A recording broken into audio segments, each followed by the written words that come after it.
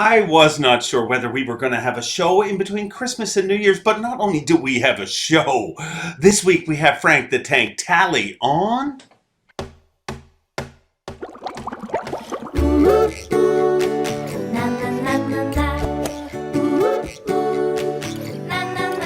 I'm Bob Cobb from the Bassmaster. Welcome to Mercer. Like I said, I wasn't sure whether we would have a show in between Christmas and New Year's, but not only do we have a show, but a good one with Frank the Tank Talley. And Frank Talley is an unlikely Elite Series hero. And what I mean by that has got nothing to do with his abilities or whatever. It's just, it's so hard to go back after you stepped away. I mean, just think about it. People listening to this, I'm sure there's a ton of people listening to this that, whether it be fishing or another sport, you know, you were focused on it at one point in your life, and then life just gets in the way and it pulls you away. Not a bad way, but it's just life. I mean, you have a family and you have all sorts of blessings like that. But it's so rare that somebody actually does that and then comes back and starts working on a dream they had when they were much younger that they literally forego because of their family. But the cool part about this story is his family literally had an intervention, and not a negative intervention. When you think of the term intervention, I mean, it's I've watched that show and it's never got to do with tournament fishing. But not to say there's some tournament anglers that do not need an intervention in their life. There definitely is. But Frank Talley's family literally sat him down and had an intervention and said, man, Dad, you pulled away from all of this for us and you gave us so much. But now it's time for you to start focusing back on making it as a tournament angler. And he literally, qualified, fished the Opens for 1 year, dominated, qualified for the Elite Series. And literally, when I say he's unlikely, being a guy that got the opportunity to come back, he has become one of the most popular anglers on the Elite Series amongst the Elite Series pros just because of the person that he is. And I thank him for that. I mean, Frank Talley and his family have been through a lot. But the amazing thing is, no matter what they go through, it seems like they take that experience and they teach us.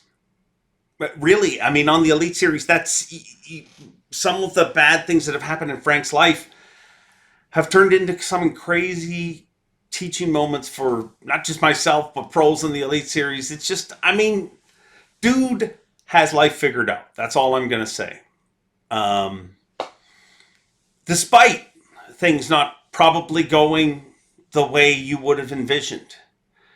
But he makes no apologies for any stage in his life. And man, the guy, I mean, that's all I can say about him is Frank Talley has things figured out life-wise. And I think his family does too. And I'm thankful to have him on the Elite Series. And really, I mean, you've heard enough of me talking. It's you're all hopped up on chocolates and whatever crap you got for Christmas.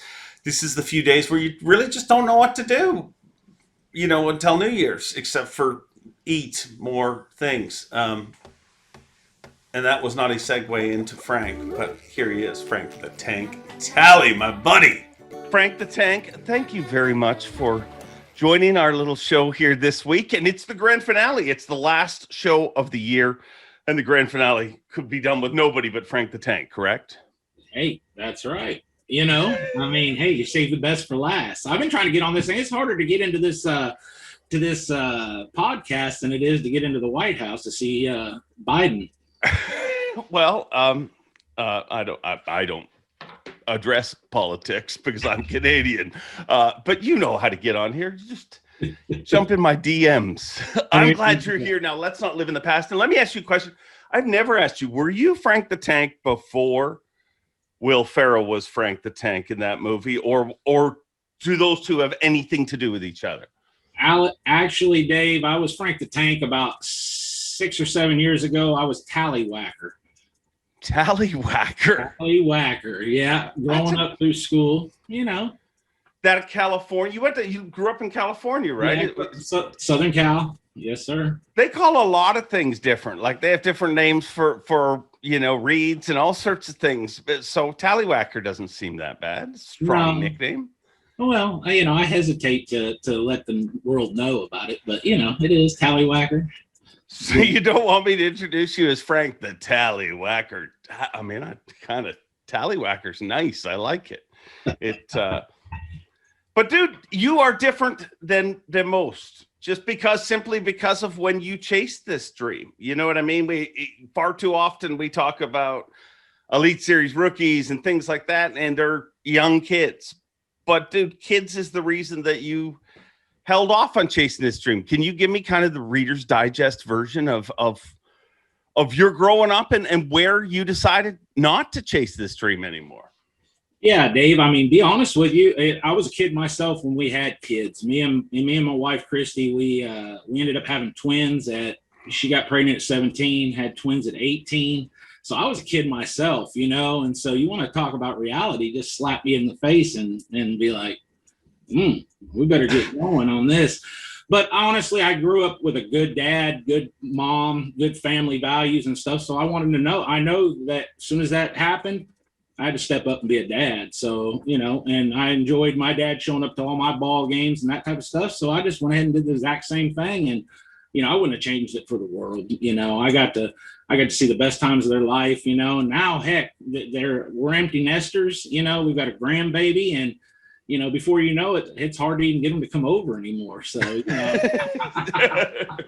That is the truth. It's amazing how they change over the years. But at that time when you said, hey, I don't think you probably sat down and said, hey, I'm not going to chase this anymore. It's reality. It's life. I've got kids. But did you really think that, like, in your heart, did you really think down the road, I'm going to chase this again? Or did you just think I'm just doing what I got to do? Yeah, just doing what I got to do, to be honest with you. They're the ones that came to me, in 2017 and said, Dad, it's time. It's time. And I'm like, oh, okay. All right. It wasn't something that I thought about every day. Honestly, I thought about just raising them and making money, setting up retirement, that type of thing, just trying to get by. And before you know it, they came to me at 17 and, 2017 and sat me down and they're like, Dad, it's time for you to chase your dream. You've been here for us for the last 20 plus years. And now it's time for you to cut loose and go. And I'm thinking, oh, okay. Yeah. Because I was all right with fishing around the house and that type of stuff. I was glued to Bassmasters, just like you hear all the stories, and I kept up with the sport, but, and then in 18, I joined the Opens, and before you know it, I just had a heck of a season. And before you know it, I'm fishing 3 out of 4 top 12s, right? Like that. Yeah. You dominated. That's the other thing that needs to be pointed out. Sometimes you guys qualify through the Opens and people are like, oh yeah, they made it through the Opens and but you won Angler of the Year that year. You're 3 out of 4 top 12s, I think. And when you look at the people like trying to make the Elite Series, how were you able to do it in your first shot? It seems like it's getting harder, but it's not like it was easy the year you did it. No, at that year, a lot of the elite guys had fished fished the Opens and stuff like that. I went in there with no preconceived notions. And honestly, a lot of people say, Dave, they do things for themselves. Mm-hmm. And that maybe that's the right way to do it. You want to do it for yourself before anybody. I didn't want to do it for my family. I didn't want my kids to walk into the local grocery store and say, you're Frank Talley's kid and he sucks fishing. So that's just the reality of my thinking is I wanted to be that guy that my family could be proud of. And they said, of course, typical family, just like anybody's family. We're proud of you no matter what, Dad, whether you come in last or first. Well, I'll be honest with you. When you played baseball, if you didn't come in first, I wasn't proud of you. If you didn't get a good hit, this participation trophy stuff is for the birds. I wanted to show them that I could do it, and I wanted them to be proud to call me Dad. Do you think you would ever? Did it change the way you fished and your freedom just by having them? Like if you had sat them down in 17 and said, "Hey guys, I think it's time for me to go back." I would imagine in your head as a dad, I feel like in your head, still even you asking them would have been one thing, but for them to come to you, you're almost like it's not, I don't know. I can see why you take it on. Like it's not just your dream, it's their dream that you guys all, so did that give you a freedom almost having them come to you? Oh, sure, Dave. Yeah, no doubt. I mean, it made me feel like instead of my idea where they're just, rooting me on and supporting me because it was my idea, it was actually their idea. So, I mean, I knew that they were 100% committed to watching me do it. The first tournament at Ross Barnett, I mean, I show up and I really did not expect anybody there. And next thing you know, I mean, on day 2, here they all are, just like on my first weigh-in, they're like showed up out of the blue and drove, and I'm like, wow, I do have some good support, and I knew it. I mean, we're so close in our family, of course, I don't want it to sound like, roses and potpourri, we all fight, we argue, I get on their butt just like the rest of them, and they get on my ass, I mean, the bottom line is I get stern talkings to from the kids more than most guys do, but I appreciate that because that's the way I raised them, Yeah, I mean, it's real. It's life. I mean, when you're a little kid, I remember thinking, well, maybe you go through life and everything will go just perfect. And it doesn't matter. Even the most perfect person that you see on social media, everybody deals with different hurdles and things like that. But I will say one thing your family's got figured out is just that we're family and family doesn't end. Family supports each other. And it's really cool, especially at big events like the Classic and stuff like. And I gotta imagine it's cool for you. And I don't even know if you notice it as much as I do, but like this past year at the Classic, I'm working down I'm walking in front of you guys, trying to get to every one of you, send you off. And dude, you got Hank Cherry, who's the defending champion, getting cheers, and everyone's getting cheers. But there's always like 2 or 3 people that have the loudest pop. And you were one of them. I mean, do you even notice that at the time? Or is that just something that the announcer pays attention to because he's not focused on more important things like going and catching a bass? I do hear it, Dave, no doubt, but I don't realize the extent of the of the loudness and the cheering and stuff. It's more, I mean, hearing you announce my name, whether it's on the Elite Series stage or takeoff, unbelievable. That's still to this day, that's what gets me motivated. And I'm not saying it to stroke your ego. It's just the bottom line is, I mean, there's guys that have come back to bass just to hold those fish up on the stage and hear you announce them coming in and leaving the boat dock in the morning. And there's nothing better than that. I mean, it's giving me goose pimples right now. I mean, just thinking about it, talking about it. I love it. I love it. When you came back, was there ever a part of you that, was there any days that you were like, well, maybe I shouldn't have followed this dream, or from the moment you came back, you felt, this is the right place to be? I felt since day one that this is what I wanted to do and what I wanted to be, especially with the success in 18. But I mean, the bottom line is, a lot of people just, they want to go ahead and act like, oh, every day's a good day on the water. I have my bad days, and I'll be honest with you, and that's, and I know that when I hit that stage and you call me up after my song and stuff like that, and I got to put that smile on, even though I've had my teeth kicked in, and it's one of those days. It's just, but you know what? When I get out on that stage, it's all worth it, regardless if I catch one fish or I catch, 25 pounds, that being up on that stage and talking to you and stuff just gets me pumped up. It does. It's awesome. Look at that crowd out there. It's beautiful. The crowds are what messed me up. Like I said it a couple of weeks ago at a meeting, and I showed some pictures, and when I was saying it, I really thought about it, and I'm like, there's only one group of anglers that gets that. And I'm not just talking in bass fishing. I'm talking, and this is not me slighting on anyone. I'm talking in the world. Like, there is no other fishing organization that accumulate. Like, when you look what happened to St. John's River and Waddington and stuff like that, I mean, it amazes me that many people come out for. What do you think it is? Is it just the Bassmaster dream? Is it just what we all grew up watching, or?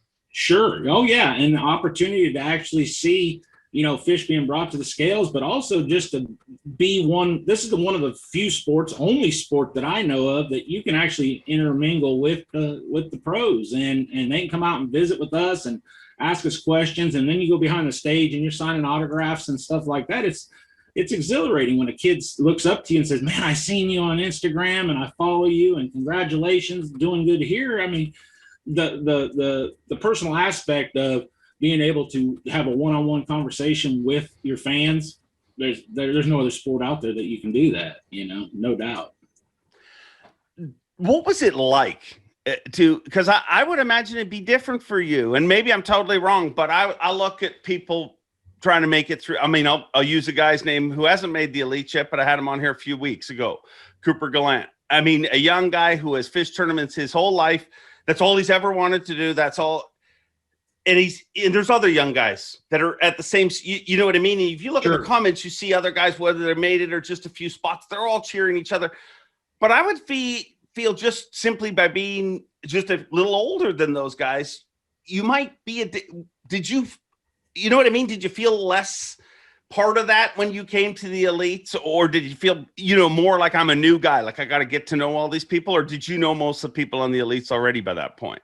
No, I actually didn't know a whole lot of them, just a few of the ones that I fished with in the opens. And other than that, I mean, a lot of them were honestly, they were legends to me, and they were, people that I looked up to. I mean, I told John Cruz one time that I said, dude, you're a legend. I remember watching you on California Delta winning, Yeah. and, I followed bass. I've been a student since the early 80s, and he was drawn back by it. And then Clark Winlet, another one, I always call him, the old legend, the old man, because we live 30 minutes apart. And he's like, I'm no different than you, Frank. You're my peer now. I mean, we're together.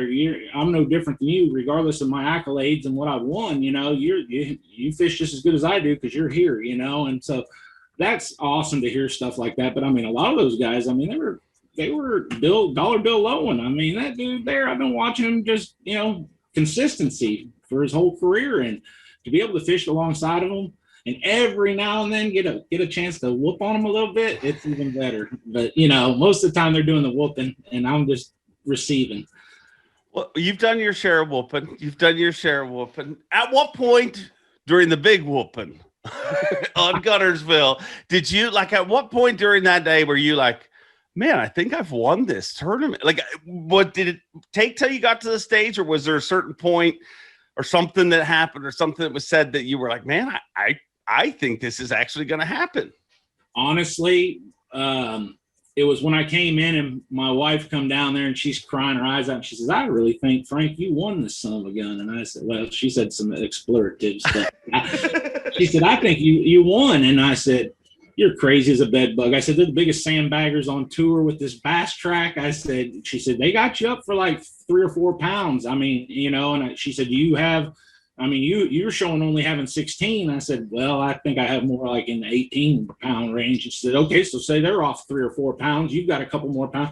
I think you won it. And that's when the the jitters and the bugs went through me. And I'm like, oh, well, maybe. And then Wes Logan's mom came up and congratulated me and stuff like that. And I'm thinking, wow, I don't know. But then, then I heard Randy had caught him good, and if he wouldn't busted bills off his crankbait on bridge pilings, he had a shot. And it was just exhilarating. So I wanted it to be like that. I mean, even though when it was all said and done, it was a 3-pound win, but up until that minute, it was like an ounce. And so that was like it wasn't like it wasn't me eating pizza at the dock knowing I had won by 20 pounds. It wasn't that. It was like exhilarating all the way to the end. And then, being able to converse with you on stage for the fans and stuff. I mean, we had a great, 10 or 15 minute interview up there in front of the fans, and everything went good. And I mean, that's what it's all about, and having that family there to sit there and hold up the trophy. I mean, it's a dream come true. It was really cool. And it opened, I wouldn't say opened up my eyes, but it really, I had already had conversations with you and said, like, I found you to be an incredibly intriguing and a special person. You know what I mean? And one of the reasons that it was is, Frank, early on, as simple as it is, you used to ask about my kids. You know what I mean? When I hardly knew you, you wanted to know me. And I was like, so for whatever reason, that But I think really saw just how much everybody on tour almost has that kind of relationship with you, where you know what I mean? Like the amount of guys that stood around and were there for you to walk off the stage. Did that shock you? Did you expect that? You know, I don't know if you think about that, but when you saw Seth and all those guys waiting, like literally waiting for you, were you shocked? Oh, yes. I mean, it was like, I didn't expect that at all. They waited around to watch me and stuff like that. And I just thought that was so cool. You know, I have so much respect for, you know, Seth and the Johnston brothers and Grow and those guys. I mean, utter respect for them, because, I mean, look at Seth. He's the best in the world. And then Johnson boys ain't nothing to shake a stick at. And so, you know, yeah, to have that, you know, Brock coming out and just everybody, Brad, you know, they stuck around and watched me. It was like, that meant a lot to me. It really did. And, you know, a lot of people mistake my kindness for weakness out on the tour, you know, and when I say kindness for weakness, you know, they don't think I'm a competitor. Maybe I don't know that, but that's probably the aura that I give, because, you know, you know, that's all right. Go ahead in front of me. You can go ahead and fish right here and stuff. It's just, I've fought those battles, Dave. And when in my 20s and 30s, I've been the guy that permission to come aboard guy to, you know, do the old, you know, smackdown on somebody. And that's just not me anymore. I enjoy the sport, and I don't want to get all, you know, if the fish gets my blood pressure up, I don't want anybody else to get my blood pressure up, but I want everybody to know out there that I am as competitive as they get. I'll bet with cockroaches running up the walls, whatever it is. I mean, I'm a gambler, and, you know, and I love to compete. And that's the reason why I made this step too, is to compete. You know, the club scene and the regional stuff, that stuff's just monotonous. Same lakes, same, you know, handful of 10 lakes. No, I wanted to compete against the best, but the adrenaline in the mornings and just the competition, that's what I fish for, no doubt. It's an amazing sport, and I find it incredible how what's happening here. I'm hearing all sorts of noise all of a sudden. Frank, are you hearing that? No, but it says set up professional audio. Oh boy, I think your audio screwed. Well, hey, if this sucks for the rest of the podcast because it's got weird audio, we're trying to fix it. But I'll keep talking, and Frank's going to mess with some buttons, and maybe that'll fix it. I don't know what's going to go on, but. What is that noise? Is it me? I don't know what it is. Hold on. I've reconnected some stuff. Is it gone? Can you hear it? No, I can't hear anything. We're back. Look at that. Technical. I fixed it. I unplugged and replugged something, and I'm all fixed now. Turns out it was my fault. See, Frank, I screw up a lot of things, and that's why I bring in pros like you. What's left for you? You won an Elite Series event. Do you look at this? No, sorry, I got distracted by the noise. I wanted to ask you, you said you don't have that in you. You don't have that anger, like I'm going to jump on your boat. Does that come with age, or does that come with experience, or a bit of both? A bit of both, but definitely age, you know. I mean, like I said, back in, you know, 15, 20 years ago, guys that know me are like, you're not the same person. You have mellowed out. I don't know what it is. You mellowed out, you know, but I'm not like a guy like, you know, that wants to fight at the drop of the hat, by no means. But, you know, I'm not going to get pushed around either. But here in the last 4 or 5, 6, 7 years, you wouldn't know that, because, I mean, I just like enjoy everybody's company. And there isn't anybody on the Elite Series that I have a beef with. I love everybody. I mean, I'm good. If I see you with a blowout, even though you've spanked me on the lake earlier that day, I'm gonna pull over and help you, you know. And that's just the way I am. But a lot of people think, oh, this guy, you know, he's a jolly old big goofy teddy bear. Well, I am, but yet, you know, when you call it my name, it's all business, you know, and that's just part of it. But there's no need to carry around a chip on your shoulder, you know. I mean, let's just go out, have a good time, and let the best man win. You know, whoever beats the fish up the best is going to win. So. How do you set goals for you at this point in your life?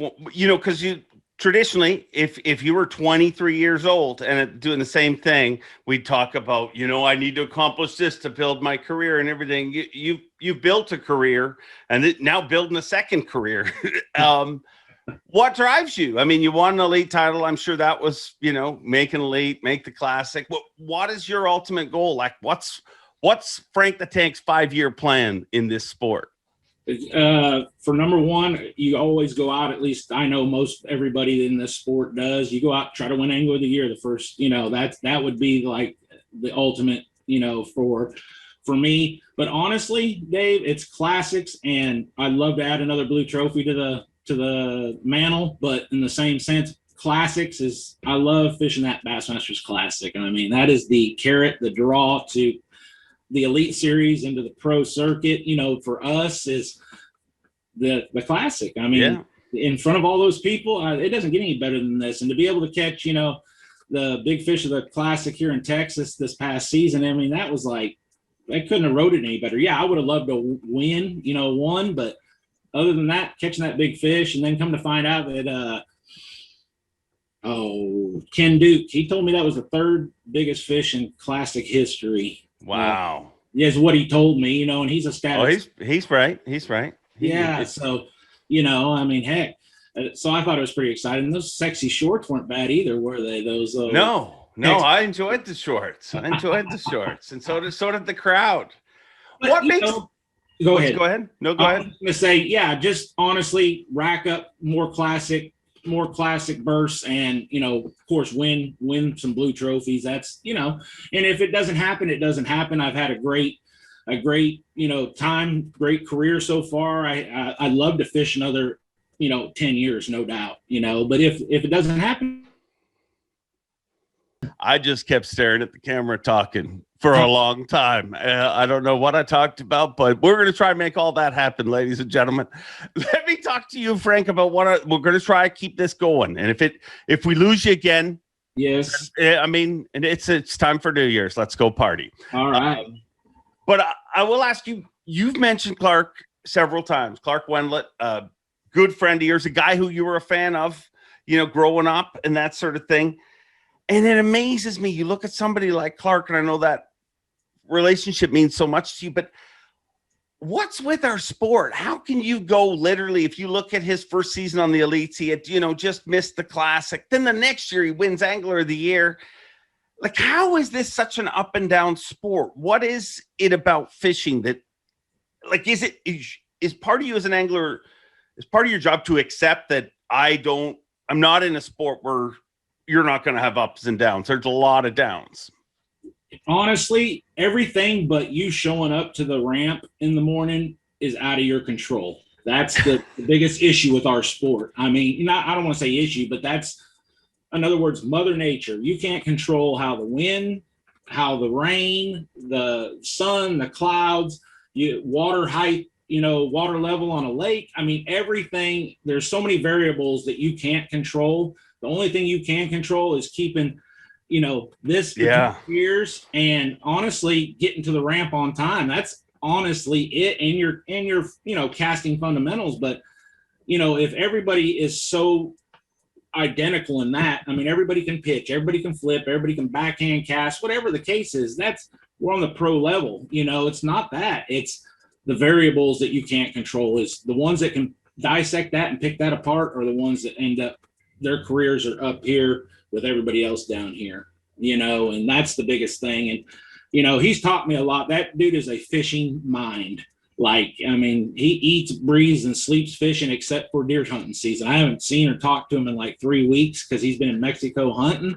And so, but I know that's where, what his gig is. And he does this full time for 30 plus years. So he needs that time off, and hunting is his release for it, but he's taught me a lot of stuff about right here, the mental side of it. And that's the biggest side, in my opinion, of professional bass fishing, is the mental side. Even if you're a weekend guy, it's the mental side. The guys that can get over that hump, that's the biggest thing.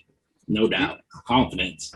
That amazes me. And you say you claim to listen to this podcast, so I'm sure you've heard me ask that question many times about, and I think the least amount that people have assessed just attitude and that mental side of the game is like 60%. And when you look at it, you're just like, that would drive me mental, literally, when you're thinking about this. So you're telling me I got to control this, but the worse that goes over there, the more messed up this goes in here. How do you separate them? Or is it literally just you focus on the day ahead of you? Or when things are going bad is what I'm saying. Like when you want to get it back, like how do you mentally, it's easy to say, just stay positive. I mean, but somebody telling you to stay positive when things are negative is the worst thing to do. It's like asking someone if they're mad. What are you mad? Are you mad? Are you upset about something? You might not be at the beginning, but you will end up that way. That's right. Yeah. What you really have to do is, I know, telling yourself, oh, stay positive. I'm going to catch them. It's no big deal. Somebody else is on your spot. I mean, whatever the case might be. But honestly, you have to practice what you preach. So if you're telling yourself in your mind that, you have to literally like, woosa, and just chill it out. And if it takes sitting down for literally 2 minutes, 2 minutes is an eternity, but sit down for 2 minutes on the deck of your boat, regroup, reframe, and then go back to business, because I mean, there's a lot of times, I mean, in 2020, when I had a really good season, I mean, there's a lot of times I didn't have a fish at 1 o'clock, weigh-ins at 2:30, and I mean, boom, before you know it, wheels could be flying off and there's no grease and the spindles done fell off and the brakes, and before you know it, I come in with a limit to salvage the day, because you just got to believe in yourself. And if you believe in yourself, then, and I know that's a cliche, but really it is. You got to believe in your ability, because there's a reason why you're at this level. It isn't because you just got handed a pass that says, here, go see Dave on stage. No, you have to earn it. And so when you earn it, you've done your due diligence, and you have a little bit of that in you, no doubt. And I think something stands out too when you're really good, like when you really get it under control, you'll see people almost shocked that they didn't catch them when that day does happen, because literally they have ridden it so close to the ditch. They're like, years that Brandon Polnick won Angler of the Year, that year, several times it was 1:32 in the afternoon and he had 2-3 fish in the boat. But because it always works out when it doesn't, you're almost shocked, and I guess that's the ultimate in believing in yourself. Yeah. I mean, honestly, is like it. You would think going into my 4th year, I would have this immense amount of confidence, and every day when I hit the water, I hate to say it, I'm like, am I going to catch them today or not? I mean, that's just reality. And I'm speaking truthful there. Even when you make 9 straight cuts, it doesn't, to me, every day I'm like, what could go wrong? Let's think about this, because if it does go wrong, I need a plan B, a plan C, a plan D. And so I try to look forward to that type of stuff, ahead of time. So if it hits me, I kind of got an idea what's going on. But man, it's easier said than done. That's for sure, Dave. You're right. No doubt. But, good, I've been blessed. I mean, heck, I just want to, I want to be that guy. I love to be that guy that's, 4th quarter, 2-minute drive, your boy Mahomes. I want to be that dude with the ball. I want to be able to fire it down the field and let her go. And if that falls on me, and this being an individual sport, that's what I want. And in 2022, that's, I got to catch them this year. There's no doubt. There's no circle jerking around. There ain't no tiptoeing through the tulips. It's got to be done. I got to catch them. And, and I have full confidence that I am going to catch them. And so let's do it. That's all. That's all there is to say about it. I am fishing some Southern Opens. So, I want to fish more on the competitive side. You know what I mean? And 9 elite tournaments is a lot, but not really. I want to fish more. So that's why I entered the Southern Opens to give me 3 more tournaments so I can fish 12. But I'd really like to be up there around 15 or 18 tournaments. And people say, well, why don't you fish the other Opens too? Because a lot of it was where I live in Texas. They got to understand that it takes 6 hours just to get out of this dang from where I live, just out of the state. And I mean, if I have to go up north when there's no Elite Series tournaments already carrying me up there, it's a long drive back and forth to Dead Run, So yeah, it takes 6 hours and you're still allowed to drive 90 miles an hour. Imagine if it was like a normal state where they slowed you down a little bit. It'd take you 12 hours to get out of there. You're not joking. I feel for Ray Hanselman. Heck, he's got to set out 4 days before I do. I mean, he lives another 6 or 7 hours south of me. And I mean, he's way down there. And I'm like, no, Ray, I'd be putting a boat somewhere in Alabama and flying to that thing. No doubt. What's the biggest difference on you today going into this season? If you look at where you were Going into your first season on the Elites, what is the biggest difference in you as an angler? To be honest with you, it's mindset that the confidence that the way I want to fish will catch them on the Elite Series. So what that means is my first year in 19, my rookie year, I thought I had to catch them a certain way because I've seen it on TV or read about it here. And hey, when they hit this lake, this is how I got to catch them.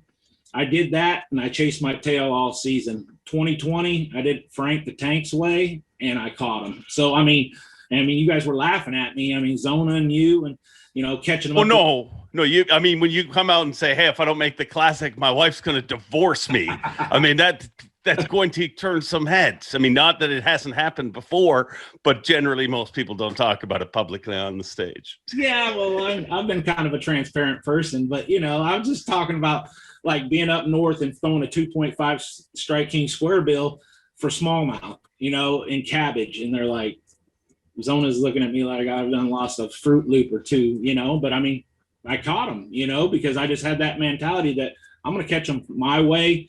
And sometimes that does bite you in the butt, but if I'm going to go down swinging, I want to go down swinging my way and not trying to drop shot in 40 foot of water and all that. And I can do that. I mean, like you said earlier in the show, I'm from California. I know how to finesse fish with the best of them. It's just, that isn't what I like to do. I like to fish shallow power fish and, so it lines up good for 2022. That's for sure. Whether I catch them or not, who knows? It remains to be seen, but at least I get to see your old pretty face every time up on the stage. Yeah. Well, it's a face. I don't know how pretty it is, but I will be there. I think that's the most important thing, honestly, when you look at people being successful. And I kind of explain it to people, like, you see a lot of rookies get beaten out of the Elites, like literally, like from the outside, this is what it looks like to me. You make the Elite Series. That was the goal. You worked so hard to get there, and you're like, whew, I'm here. I can make all this money and everything. But then you get there and you realize, like, wait a second, I got to do a lot more. And then it's the first event and you hear, well, I got to fish this way to catch them on the St. Johns River. And that doesn't work, and you get a shot in the jaw. But don't worry, you're going to right the ship the next one. You're in the hole $5,000 or whatever it is, and then boom, you do the next one, you get a shot in the jaw. And before you know it, you're 4 events in. You've lost $20,000. You've never fished the way you ever fished to qualify. And you lose control. Like, literally, there's amazing anglers that you see it happen to them, and they get punch drunk.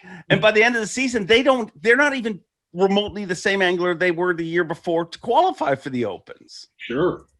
And honestly, Dave, it's, this sport is so much momentum too. And yeah. You get that downward spiral. It's hard to stop that choo-choo train coming down. I mean, you got the both brakes pulled back and you're like, stop.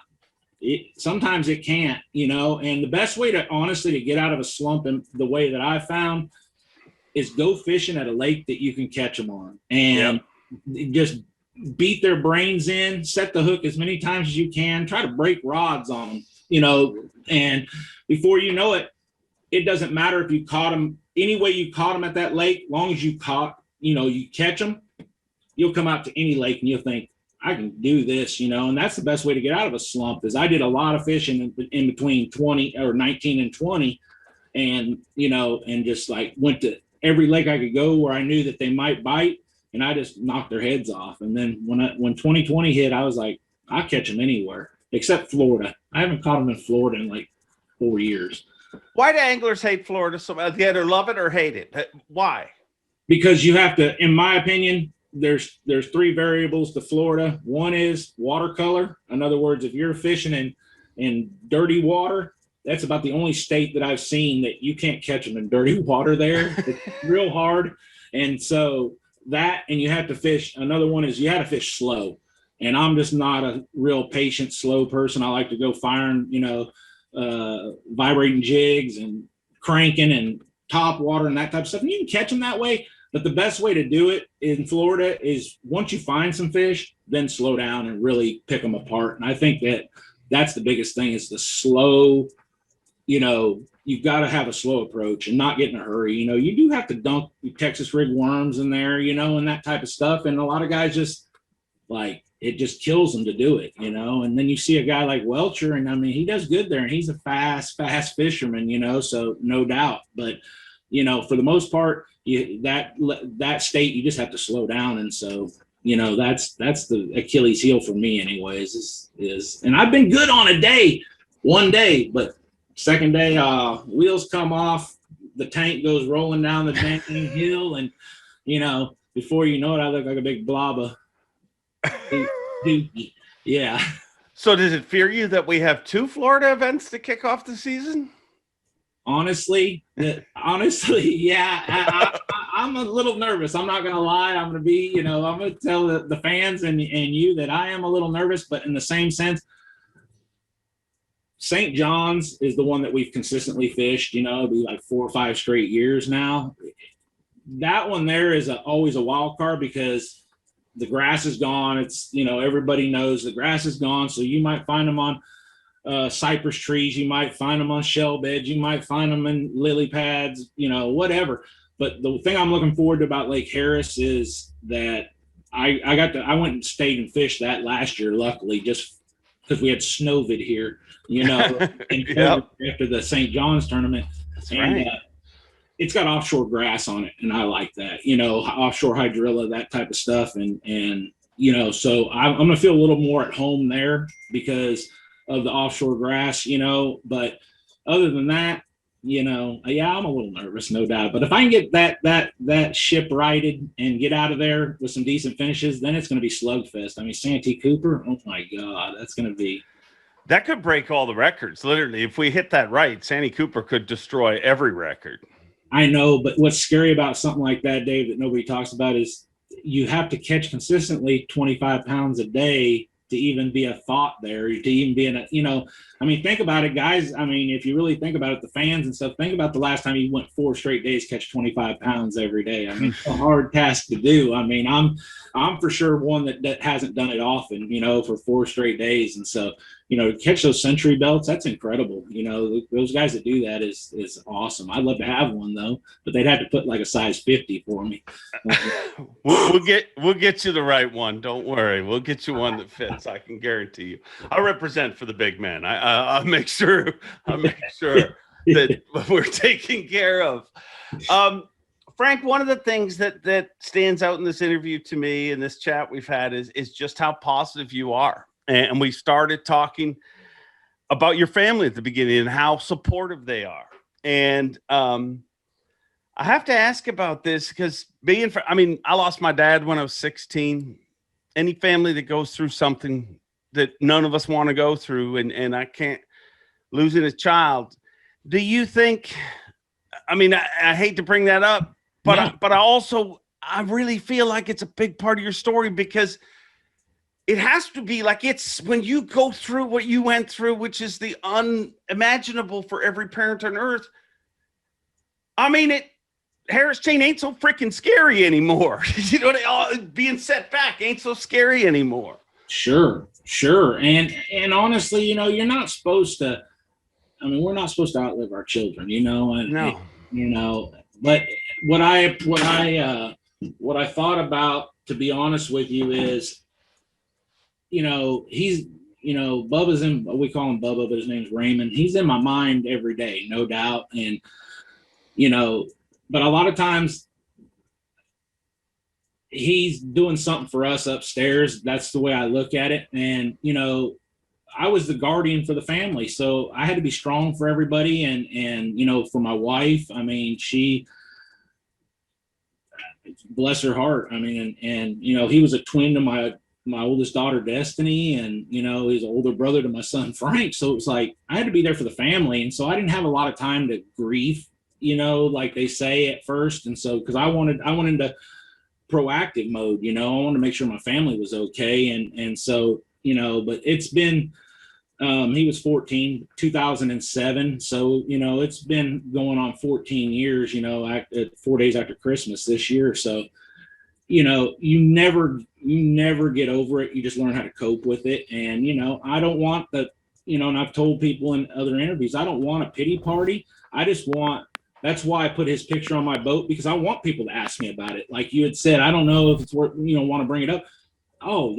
nothing makes a dad prouder than to be asked about their children. And, regardless if he's passed or not, I still want to talk about him. So I'm glad that you asked me about that, Dave, because he's a vital part of my life and my family's life. And just because he's no longer here on earth doesn't mean that, his memory doesn't, keep on. So I'm blessed. I consider myself blessed. I wouldn't change anything in the world, because, things might have played out a different way with something else. So, I mean, I hate to use the cliche, but we play the hand that we're dealt, and, it's the best way to make, to do it is to just go with it. And, we live in, nobody has a book that says, here's how you do if you lose a child. And so we just ad-libbed it, and, we're getting along as good as a family, and we're closer. It's made our family closer. Who knows? Me and Christy, I don't know. We could have been divorced if something wouldn't have happened there. I don't know. So, it's brought us closer, and I wouldn't change it for the world. That's it.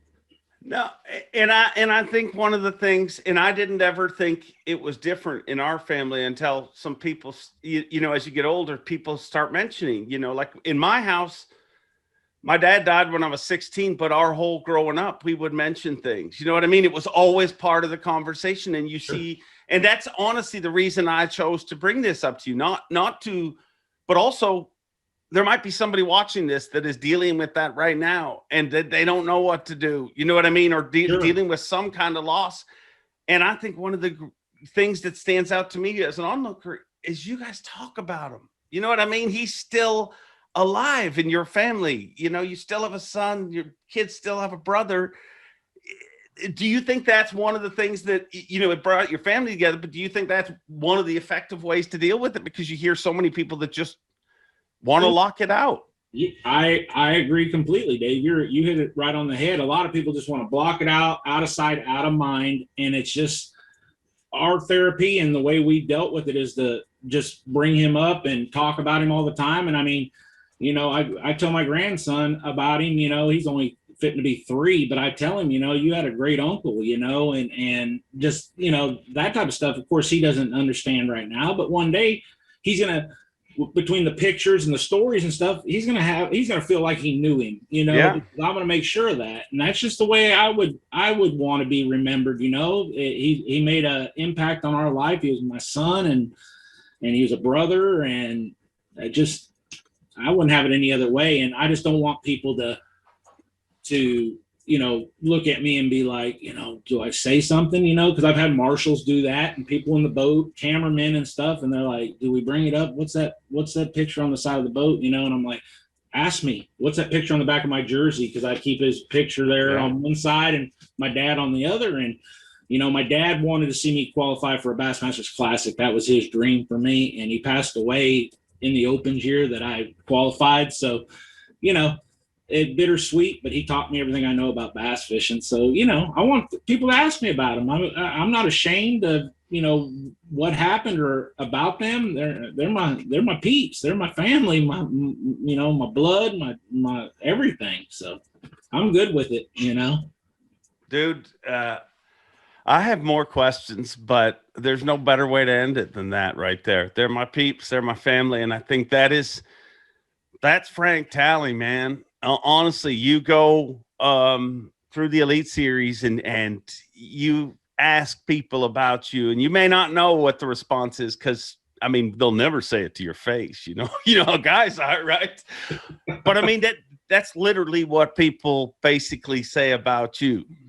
He's my peeps. He's my family. Like when you look at your relationships, and dude, I thank you for being so open, so honest, and I thank you for everything you've brought to the Elite Series, because you're a big part of it, man. And I don't mean in stature. You are a big part of the Elite Series, and it's the soul of the Elite Series, and I thank you for that. Well, thank you, Dave, and I appreciate you having me on.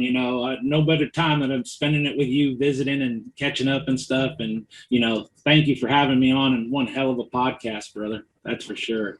Thank you very much. We're going to start a new tradition. I've never done this before. Make a prediction that's going to happen for you this year. We may never play it again, but if somehow it comes true, we're going to look awesome when we play it next year. Prediction. 111 pounds at Santee Cooper. From you? From me. Boom. 111. I like it. I like it. All the ones. I like it. Make it happen. Yes, Make it happen. I want to for sure try. All right. Well, Frank, sorry it took so long to get you on here, but there's other people that it's taken longer. Here's the truth. If you host, I'm going to teach people something. If you host the Bassmasters, don't ever start a podcast, because see, I'm trying to get everybody on, but it doesn't matter. Doesn't matter. Everybody bitches when they come on. So it's just how it is. But I'm thankful to have you guys coming on. Well, we appreciate you having us. This gives us a little platform and a place to visit with you. You're a great guy to visit with, but yeah, make sure you send that check before the first of the year to me. Oh, I'll get it sent to you. The fee is shocking. Let's just put it that way. It's shocking, folks. I mean, I've paid for a lot of interviews, but this one was expensive. No. Happy New Year, Frank Talley.